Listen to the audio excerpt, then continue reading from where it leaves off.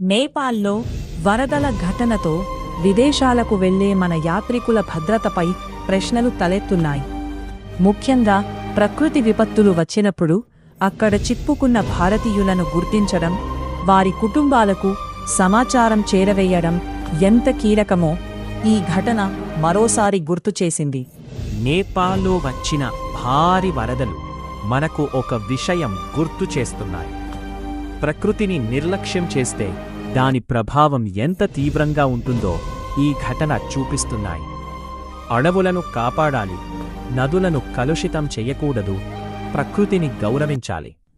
ప్రకృతిని కాపాడితేనే ప్రకృతి మనల్ని కాపాడుతుంది. నేపాల్లో వరదల ఘటన ఇప్పుడు మనందరిలో ఒక ప్రశ్నను రేకెత్తిస్తోంది. విదేశాలకు యాత్రలకు వెళ్లే మనవాళ్ల భద్రత ఎంతవరకు ఉంటుంది?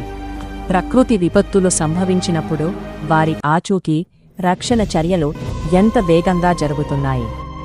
ఈ ఘటన ప్రతి యాత్రికుడి భద్రతపై మరోసారి ఆలోచించేలా చేసింది.